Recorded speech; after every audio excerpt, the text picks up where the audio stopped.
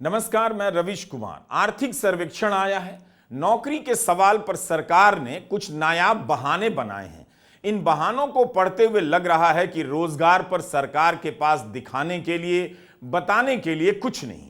यह बेहद दुखद स्थिति है। 10 साल तक स्थिर सरकार देने के बाद यह हाल है। आप खुद भी आर्थिक सर्वेक्षण पढ़िए, लगेगा कि सरकार के पास दो ही रोजगार है। एक, केवल प्रचार करना कि ये कर दिया जाएगा, वो कर दिया जाएगा, और पकड़े जाने पर, पूछे जाने पर बहाने बनाना कि वो नहीं कर रहा है और उसने नहीं किया।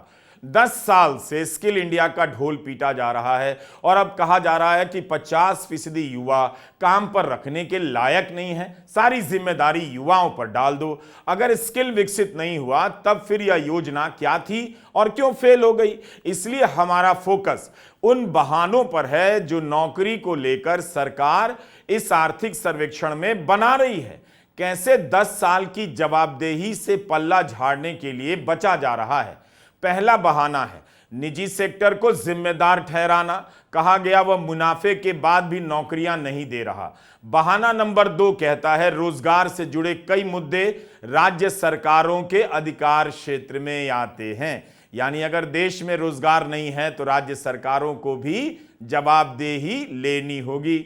लेकिन तब बता देना चाहिए कि कौन सा राज्य इस मामले में खराब कर रहा है और कौन सा सबसे अच्छा।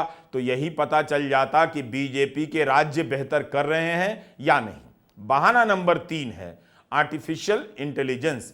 10 साल तक सत्ता में रहने के बाद मोदी सरकार ने एआई को बहाना बनाया है कि इसकी वजह से कौशल, अर्ध कौशल सेक्टर में रोजगार प्रभावित हुआ है। किस सेक्टर में ऐसा हुआ है इसकी कोई जानकारी नहीं है। ये 3 बहाने हैं जिनसे पता चलता है कि रोजगार संकट के लिए केंद्र सरकार जिम्मेदार नहीं अकेले, बाकी सब भी हैं। उम्मीद है आप भी आर्थिक सर्वेक्षण पढ़ेंगे और 10 साल का हिसाब इसमें खोज लेंगे।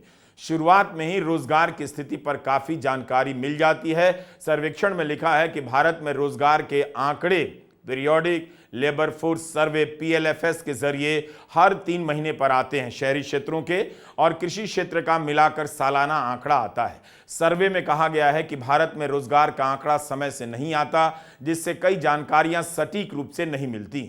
10 साल तक सत्ता में रहने के बाद मोदी सरकार को यह ध्यान आया है और सर्वेक्षण में इसे लिखा गया है। अगर सरकार में किसी को यह लगता है कि 10 साल के फैसले लोग भूल गए हैं तो उसे गलतफहमी है। आज 10 साल गुजर जाने के बाद यह सरकार कह रही है सही समय पर रोजगार का सटीक डेटा नहीं है, जबकि इसे कहना चाहिए था कि क्यों नहीं बन सका और आपने 10 साल में क्या प्रयास किया। यह 2017 की खबर है। तब नीति आयोग के उपाध्यक्ष अरविंद पनगड़िया ने रोजगार समिति का डेटा प्रधानमंत्री कार्यालय को दिया था। फिर 2019 की खबर है जो बिजनेस स्टैंडर्ड में छपी है कि उस समिति का डेटा ठंडे बस्ते में डाल दिया गया है। 19 जून 2018 की योगिमा शर्मा की रिपोर्ट है कि पूर्व मुख्य सांख्यिकी अधिकारी TCA अनंत की अध्यक्षता में 4 सदस्यों की कमेटी बनी है। रोजगार के आंकड़ों को लेकर सुझाव देने के लिए PMO ने टेक्निकल कमेटी बनाई है। 2020 की इस खबर के अनुसार PMO में कोई डैशबोर्ड है जहां केंद्र से लेकर राज्यों में नौकरियों का डेटा रहता है। मिंट में 19 नवंबर 2020 को प्रशांत के नंदा ने लिखा है EPFO वगैरह के आंकड़े PMO के डैशबोर्ड में जोड़े जाएंगे। तो PMO में कोई डैशबोर्ड है, यही तो छपा है रोजगार के डेटा को लेकर। इससे तो यही लगता है कि रियल टाइम डेटा का मामला होगा, लेकिन आर्थिक सर्वेक्षण लिखता है कि डेटा का सिस्टम नहीं है। क्या है क्या नहीं है, अगर आप जो कहा जा रहा है और जो हो रहा है उसे मिलाकर देखेंगे तो कंफ्यूज हो जाएंगे। प्रोफेसर अरुण कुमार ने द हिंदू में लिखा है कि रोजगार को लेकर ठोस आंकड़े कहीं नहीं है। इन्हें जमा करना, इन्हें अप टू डेट रखना, इनकी विश्वसनीयता बनाए रखना सरकार का काम है, मगर सरकार की ओर से बेरोजगारी पर कोई भी ठोस आंकड़ा जारी नहीं किया जाता, न ही कोई सर्वे कराया जाता है। अर्थशास्त्री कह रहे हैं, बता रहे हैं कि दुनिया के किसी भी देश में ऐसा नहीं कि आबादी का इतना बड़ा हिस्सा असंगठित क्षेत्र में काम कर रहा हो और उसके लिए डेटा ठोस नहीं है। भारत में 94% आबादी असंगठित क्षेत्र में है। इस क्षेत्र में अनुमानित रूप से 11 करोड़ लोग खेती में हैं और 6.5 करोड़ MSME में।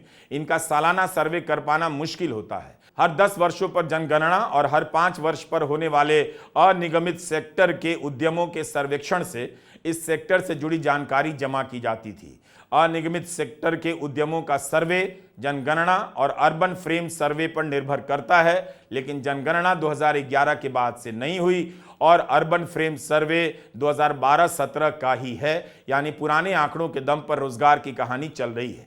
आमतौर पर अर्थशास्त्री नए डेटा के अभाव में पुराने से काम चलाते हैं। प्रोफेसर अरुण कुमार लिखते हैं 2016 से 24 के बीच अर्थव्यवस्था को 4 बड़े झटके लगे, जिनसे खास तौर पर असंगठित क्षेत्र पर प्रभाव पड़ा। ये झटके क्या हैं? नोटबंदी, जीएसटी, एनबीएफसी का क्राइसिस और कोविड। इनके कारण कई इकाइयां बंद हो गई, लोगों ने गांव से शहर, शहर से गांव की ओर पलायन किया, गिग इकोनॉमी में नौकरियां ढूंढी। फिर आप 2011 की जनगणना के आधार पर कोई भी आकलन कैसे कर सकते हैं? जब इस देश में नौकरी का डेटा नहीं है, नौकरी नहीं है वो अलग, नौकरी नहीं है वो अलग समस्या है, लेकिन जब इस देश में नौकरी का डेटा नहीं है तो फिर तरक्की के सारे डेटा पर कैसे भरोसा कोई कर ले? क्यों 10 साल बाद आर्थिक सर्वेक्षण को लिखना पड़ा? डेटा चाहिए। इसी साल अप्रैल में निर्मला सीतारमण ने न्यू इंडियन एक्सप्रेस को इंटरव्यू दिया, कहा मुझे नहीं लगता विपक्ष के पास रोजगार को लेकर कोई विश्वसनीय डेटा है जिस पर भरोसा किया जा सके। लेकिन सरकार के पास कौन सा डेटा है और क्यों नहीं है? जब सरकार के पास नहीं है तो विपक्ष के पास कहां से आएगा? क्या विपक्ष सरकार चला रहा है? क्या नीति आयोग विपक्ष चलाता है? अब हम आते हैं बहाना नंबर 1 पर। आर्थिक सर्वेक्षण कहता है कि रोजगार सृजन का काम प्राइवेट सेक्टर का है। कॉरपोरेट सेक्टर का मुनाफा काफी बढ़ा, लेकिन इसका फायदा नौकरियों के सृजन को नहीं पहुंचा। आर्थिक सर्वेक्षण में लिखा है कि 33,000 से अधिक कंपनियों के नमूनों के परिणाम बताते हैं कि वित्त वर्ष 2020 और वित्त वर्ष 2023 के बीच के 3 वर्षों में भारतीय कॉरपोरेट क्षेत्र का प्रॉफिट बिफोर टैक्सेस, कर पूर्व लाभ, लगभग 4 गुना हो गया। इसके अलावा अखबारों की सुर्खियों ने हमें बताया है कि कॉरपोरेट मुनाफे और सकल घरेलू उत्पाद का अनुपात वित्त वर्ष 24 में 15 साल के उच्च स्तर पर पहुंच गया। यहां अखबार को कोट किया गया है, सरकार के पास क्या ये अपने स्तर पर जानकारी नहीं? आर्थिक सर्वेक्षण लिखता है कि बिजनेस लाइन ने बताया कि निफ्टी 500 यूनिवर्स के लिए कॉरपोरेट लाभ पिछले वित्त वर्ष में 30% बढ़कर 14.11 लाख करोड़ हो गया, जो वित्त वर्ष 23 में 10.88 लाख करोड़ था। लेकिन इस अनुपात में लोग काम पर नहीं रखे गए, अच्छी सैलरी पर नहीं रखे गए, लेकिन काम पर रखना, श्रमिक मुआवजे में वृद्धि करना कंपनियों के हित में है। यह सरकार निजी क्षेत्र को उपदेश दे रही है कि आपका मुनाफा बढ़ा है, 1 साल में 30% बढ़ा है, तो आपको नौकरी देनी चाहिए। 2019 में कॉरपोरेट टैक्स कम किया गया, तब तो बड़ा प्रचार किया गया कि कॉरपोरेट के हाथ में पैसा आएगा तो निवेश होगा, नौकरियां मिलेंगी। सितंबर 2022 की खबर देखिए, वित्त मंत्री निर्मला सीतारमण कह रही हैं, कॉरपोरेट से कह रही हैं कि आप भारत की अर्थव्यवस्था में निवेश क्यों नहीं कर रहे हैं? कौन सी बात आपको ऐसा करने से रोक रही है? यही नहीं, बड़े बिजनेस ग्रुप छोटे व मझोले उद्योगों का पेमेंट समय से नहीं करते। तब मंत्री ने याद दिलाया कि सरकार की नीति के कारण कॉरपोरेट टैक्स कम किया गया था, उन्हें निवेश करना चाहिए। तो निवेश क्यों नहीं हो रहा? 7 जुलाई को इंडियन एक्सप्रेस में अरविंद सुब्रमण्यन और जोश फिल्मन इसका एक कारण यह बता रहे हैं कि मोदी नॉमिक्स में एक 2A स्टिग्मेटाइज कैपिटलिज्म चलता है, जिसमें 2 बड़े उद्योग घरानों को विशेष संरक्षण प्राप्त है। ये 2A स्टिग्मेटाइज कैपिटलिज्म उनका दिया हुआ शब्द है। इसमें एक A अदानी और एक A अंबानी। सरकार जब भी इन्हें आगे बढ़ाने का मौका देखती है, इनके हित के हिसाब से नीतियां बदल देती है। रिटेल, हवाई अड्डे, सीमेंट, बंदरगाह, टेलीकॉम और मीडिया जैसे क्षेत्रों में यह सच्चाई बन चुका है, तो दूसरे निवेशक अपना पैसा फंसाने के डर से आगे नहीं आ रहे। तो ये बात है, कॉरपोरेट अपना पैसा नहीं लगा रहा। 2022 में भी वही बात वित्त मंत्री कर रही थी, 2024 में भी वही बात कि कॉरपोरेट टैक्स में छूट दी गई, मुनाफा बढ़ गया, लेकिन कॉरपोरेट ने निवेश नहीं किया, नौकरियां नहीं दी। बहाने बनाए जा रहे हैं। कितने साल तक यह बहाना चलेगा? एक झटके में कॉरपोरेट टैक्स की छूट वापस ले लीजिए, अगर इसका कोई फायदा नहीं है तो आम जनता को राहत दीजिए, या फिर भी यह बताइए कि टैक्स से बचने के बाद निवेश क्यों नहीं हो रहा? कारण क्या है? क्या अरविंद सुब्रमण्यन ने कहा है वो कारण है? क्या भारत में निवेश का रिटर्न नहीं है? उनके पास निवेश का कोई नया आइडिया नहीं है? उन्हें बिजनेस करना नहीं आता? उन्हें केवल मुनाफा कमाना आता है? फिर टैक्स का लाभ, उसका सारा पैसा क्या शादी पर खर्च हो रहा है? आर्थिक सर्वेक्षण में एक और बात लिखी गई है, आने वाले वर्षों में प्रत्यक्ष विदेशी निवेश बढ़ने के आसार नजर नहीं आते। कॉरपोरेट के निजी निवेश का हाल तो आपने देख ही लिया। सितंबर 2019 में कर छूट मिलने के बाद सरकार को अगले वित्त वर्ष कॉरपोरेट टैक्स में 1 लाख करोड़ का घाटा हुआ। कॉरपोरेट टैक्स के शुरुआती 2 साल में सरकार को कुल 1,84,000 करोड़ का घाटा हुआ। आज तक जीडीपी में कॉरपोरेट टैक्स का अनुपात कर छूट से पहले के स्तर पर नहीं पहुंचा।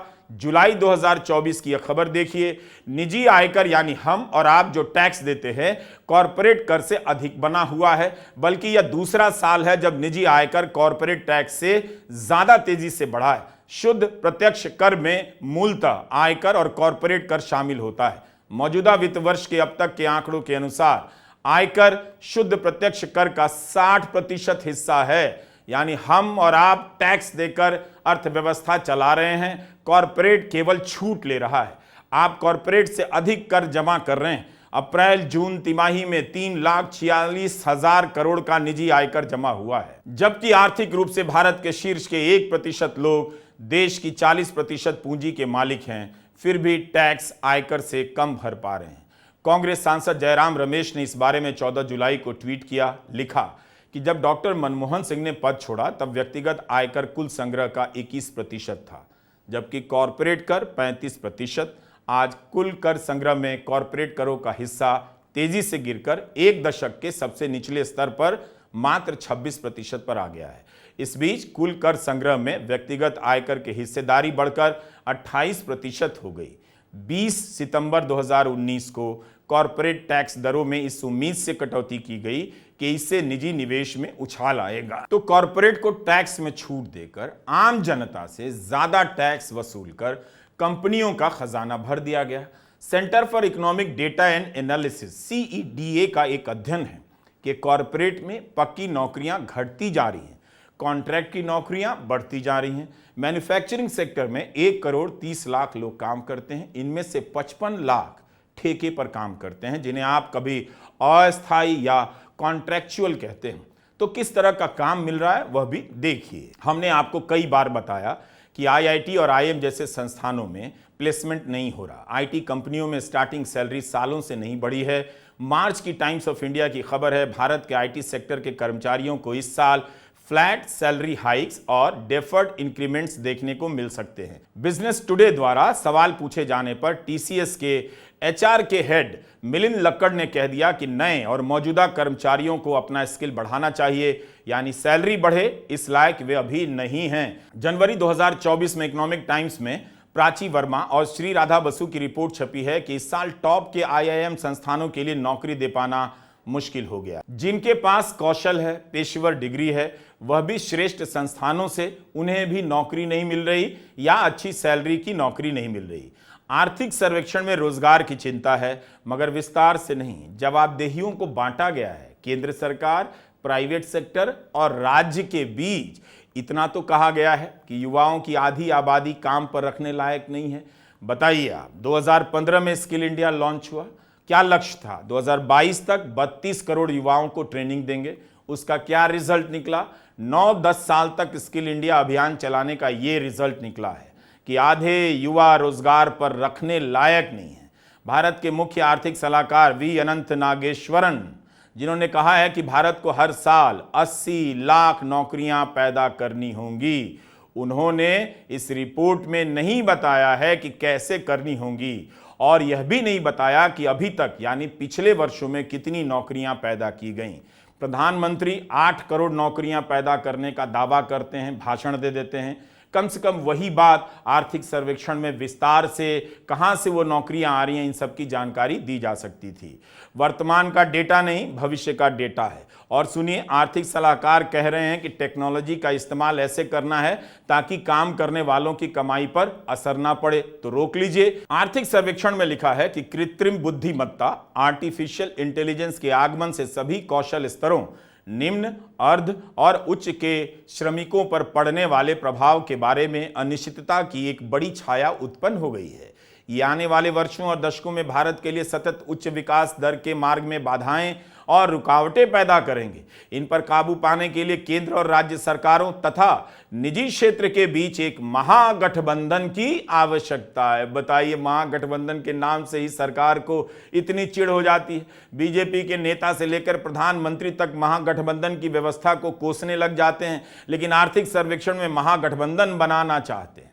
क्या केंद्र सरकार नौकरी की खराब हालत का जिम्मा राज्यों पर डालना चाहती है? सवाल है कि यह 10 साल बाद समझ आया है। रोजगार की कितनी योजनाएं मोदी सरकार ने 10 साल में राज्यों के साथ उनकी जरूरतों को ध्यान में रखकर उनसे पूछकर लॉन्च की हैं। पूछिए और उन्हें बताना चाहिए। इसे पढ़कर यही लग रहा है कि भारत के युवाओं को एंटी मुस्लिम प्रोजेक्ट में ही उलझाकर रखा जाएगा। अभी आप ठेले में ही बिजी रहेंगे, चाहे कुछ भी कर लीजिए। रोजगार के सेक्टर में 10 साल के अतीत से एक भी शानदार उदाहरण नहीं जो इस आर्थिक सर्वेक्षण में दिखाया जा सके। एक तरफ प्रधानमंत्री अपने इंटरव्यू में कह रहे थे बेरोजगारी ऐतिहासिक रूप से कम है, दूसरी तरफ आर्थिक सर्वे बिना कुछ कहे सब कह रहा है कि रोजगार की हालत बहुत खराब है।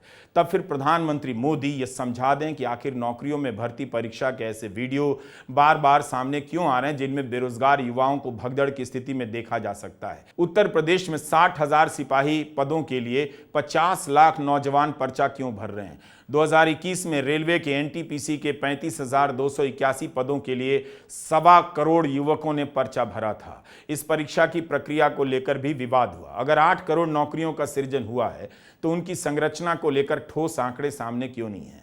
इन नौकरियों की आय कैसी है? इनमें नौकरी की सुरक्षा है भी या नहीं? अग्निवीर का विवाद अलग ही है। यह सवाल अपने आप में बेहद महत्वपूर्ण है। कई अर्थशास्त्री जैसे प्रोफेसर अशोक मोदी मानते हैं बेरोजगारी से भी बड़ी समस्या है अंडर एम्प्लॉयमेंट की, यानी जिस स्तर की नौकरी के लिए आप योग्य हैं उससे निम्न स्तर की नौकरी पर काम करना पड़ रहा है। ज्यादा काम, कम सैलरी। कितनी ही रिपोर्टें आ चुकी हैं कि अनिगमित सेक्टर में 16 लाख नौकरियां चली गईं, 18 लाख से अधिक असंगठित क्षेत्र के उद्यम बंद हो गए, 54 लाख नौकरियां चली गईं। एक और रिपोर्ट है कि नोटबंदी, जीएसटी के कारण असंगठित क्षेत्र की 1.6 करोड़ नौकरियां चली गईं। यह सारी रिपोर्ट उसी दौरान आ रही हैं जब रिजर्व बैंक दावा कर रहा था नौकरियों में उछाल है। सरकार जो भी दावे करे, जो भी सपने दिखाए, सच यही है कि आम भारतीय की स्थिति दयनीय है। आरबीआई का ही डेटा कहता है कि भारत में घरेलू बचत 47 साल के न्यूनतम स्तर पर है। जो बच्चे पैदा हो रहे हैं उन्हें पर्याप्त भोजन नहीं मिल रहा। हिंदुस्तान टाइम्स के अभिषेक झा और रोशन किशोर ने हाउस होल्ड कंजम्पशन एक्सपेंडिचर सर्वे का विश्लेषण कर बताया है कि भारत में मात्र 56% लोग ही 3 बार का खाना खा पा रहे हैं। ये हालत है आपके देश की। औरतों और पुरुषों के बीच आमदनी का इतना फर्क है कि पुरुषों को काम के बदले 100 रुपए मिलते हैं, औरत को 40। आरबीआई का यह आंकड़ा आपको कोई नहीं बताएगा कि 2 साल में बैंक फ्रॉड के 300% मामले बढ़ गए हैं और डिजिटल फ्रॉड के 708%। इन मुद्दों पर बात करने के बजाय मंत्री जी आपको बता रहे हैं भारत जीडीपी ग्रोथ रेट में दुनिया का लीडर बनने वाला है। हिंदी के दर्शकों को वीडियो देखने का तरीका बदलना चाहिए। जब तक आप खुद को रोककर विस्तार से जानने का प्रयास नहीं करेंगे, लंबा वीडियो नहीं देखेंगे, आप कुछ नहीं समझ पाएंगे।